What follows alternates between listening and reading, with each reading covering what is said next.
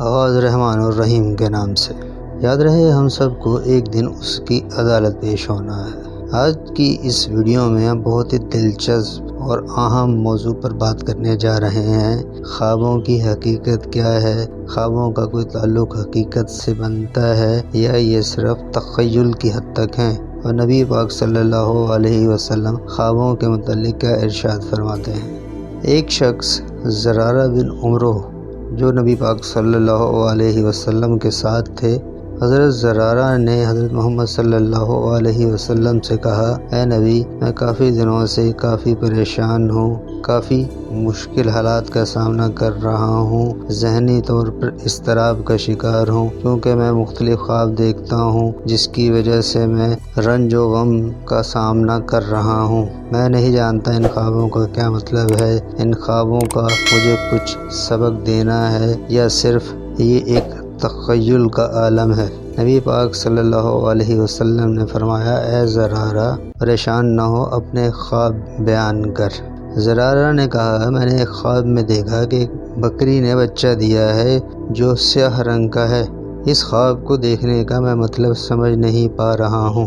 نبی پاک صلی اللہ علیہ وسلم نے پوچھا کہ تمہاری عورت کے بچہ ہونے والا تھا؟ اس نے کہا، جی ہاں نبی کریم، ایسا ہونے والا تھا۔ نبی پاک صلی اللہ علیہ وسلم نے فرمایا کہ تیرے گھر بیٹا پیدا ہوگا۔ نبی پاک صلی اللہ علیہ وسلم نے فرمایا، آپ قریب آؤ۔ آپ نے زرارہ سے کہا کہ تمہارے جسم پر برس کے داغ ہیں جسے تم لوگوں سے چھپاتے رہتے ہو۔ زرارہ نے کہا، قسم خدا کی ایسا ہی ہے، اور آج تک اس بات کی میرے علاوہ کسی کو خبر نہ تھی۔ نبی پاک صلی اللہ علیہ وسلم نے فرمایا، تیرے اس داغوں کا ہی بچے پر اثر ہے۔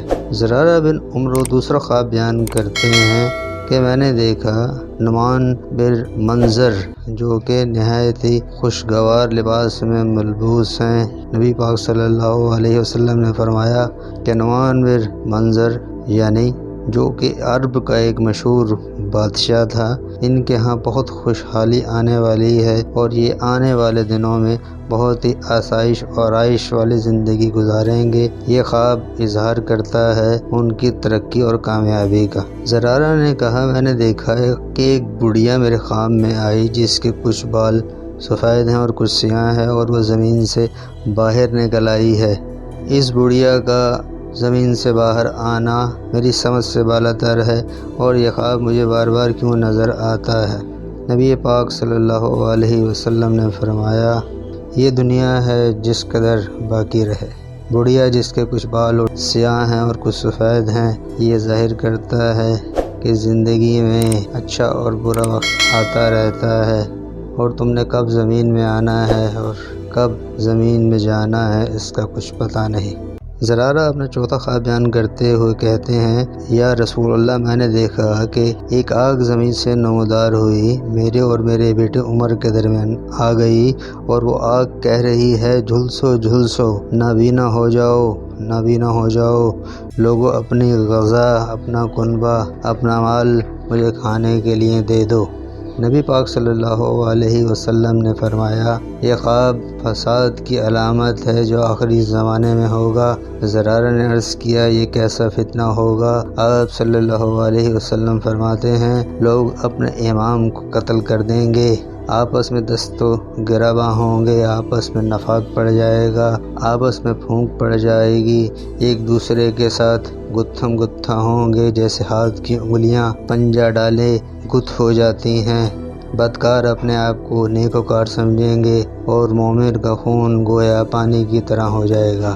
تو دوستو، ایسا معلوم ہوتا ہے کہ جو چوتھا خواب ہے اس کی تعبیر کا سلسلہ جاری ہے۔ شاید آج ہم انہی حالات کا سامنا کر رہے ہیں، ہر طرف فساد نظر آتا ہے، نفسا نفسی نظر آتی ہے، ایک دوسروں کے ساتھ دست و گریباں ہوتے ہیں، کسی کی تعریف کرنا ہمیں پسند نہیں، ہر کسی کا پاؤں کھینچنا ہم اپنا فرض سمجھتے ہیں، کسی کی خوشی میں خوش نہیں ہوتے مگر کسی کے دکھ میں اس کا مذاق اڑاتے ہیں یا اس کے دکھ میں اضافہ کرنے کا باعث بنتے ہیں۔ تو جہاں تک نبی پاک صلی اللہ علیہ وسلم نے خوابوں کا حوالہ دیا، تو ہمیں اپنے خوابوں پر بھی نظر رکھنی چاہیے اور اللہ تعالیٰ سے استغفار کرتے رہنا چاہیے۔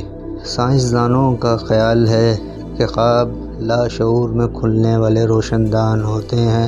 روشن دان کا مطلب یعنی جہاں سے کمرے کے اندر روشنی آتی رہے، تازہ ہوا آتی رہے۔ کھڑکی بھی ایک قسم کا روشن دان ہوتا ہے، یعنی ایک بڑا روشن دان ہوتا ہے جس کے ذریعے بند کمرے میں روشنی اور تازہ ہوا آیا کرتی ہے۔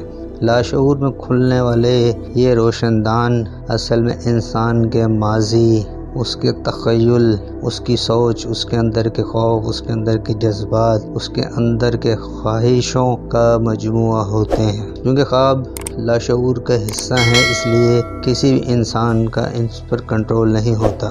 سائنسدانوں کے مطابق خواب دیکھتے ہوئے انسان کا اپنے دماغ سے کنٹرول ختم ہو جاتا ہے، اس لیے خواب اپنا رستہ خود لیتے ہیں اور حقیقی معلوم ہوتے ہیں۔ مگر انسان کو محسوس ہوتا ہے کہ اس کا ان خوابوں سے کسی نہ کسی حد تک تعلق ہے۔ کسی خواب میں وہ اپنی تشبیہ محسوس کرتا ہے، کسی عمل کو اپنے ساتھ جڑا دیکھتا ہے۔ اکثر کہا جاتا ہے سویا ہوا آدھا مرا ہوتا ہے۔ اگر کسی انسان کی عمر 60 سال ہے تو وہ زندگی میں 15 سال سوتا ہی رہتا ہے، یعنی 24 گھنٹے میں سے 8 گھنٹے وہ روزانہ سوتا ہے۔ اس لیے اگر اس کی عمر 60 سال ہے تو وہ 15 سال زندگی میں سو کے گزار دیتا ہے۔ 15 سال سونے کا مطلب ہے کہ 15 سال 60 سال کی عمر میں سے وہ اپنے لاشعور سے جڑا رہتا ہے۔ خواب لاشعور کا تخیل ہے، خواب حقیقت ہے، خواب ہماری سوچ کا عکاس ہے، خواب مجازی دنیا ہے یا خواب حقیقی دنیا ہے، یہ تو خدا ہی بہتر جانتا ہے۔ لیکن یہ ضروری ہے کہ خواب پر انسان کا کنٹرول نہیں ہوتا۔ خواب ہمیں بہت کچھ سکھانے کے لیے آتے ہیں، خواب میں کچھ حقیقتیں بھی موجود ہوتی ہیں، لیکن ہمیں یہ جان لینا چاہیے خواب ہو، حقیقت ہو، زندگی ہو یا موت ہو، ان سب کا بنانے والا، اس کا خالق خدا ہے، اللہ ہے۔ اس لیے اس سے ڈرتے رہنا چاہیے۔ ہمارا ہر عمل، ہمارا ہر کام، ہماری ہر سوچ اس بات کی پابند ہونی چاہیے کہ ایک دن ہمیں خدا کے حضور پیش ہونا ہے۔ اگر خدا کا خوف ہم میں موجود ہوگا تو انشاءاللہ ہمیں اچھے ہی خواب آئیں گے، یا اگر خواب آئیں گے تو کچھ پیغام ایسا دیں گے جس سے ہماری زندگی میں سدھار پیدا ہو سکے۔ اس کے باوجود اگر کچھ خواب ایسے آتے ہیں جو آپ کو تنگ کرتے ہیں، آپ کے اندر بیزاری پیدا کرتے ہیں یا کشمکش پیدا کرتے ہیں، تو صدقہ دیں، استغفار کریں اور اللہ تعالیٰ سے معافی مانگیں اور بہتر کی امید کریں۔ آپ دیکھ رہے ہیں دا رائزنگ سٹوری۔ اس یوٹیوب چینل پر آپ سبق آموز کہانیاں، اصلاحی کہانیاں، اسلامی کہانیاں سنتے رہتے ہیں۔ اس چینل دا رائزنگ سٹوری کو سبسکرائب کریں تاکہ آنے والے کانٹینٹ کو آپ دیکھ سکیں۔ Thanks for watching.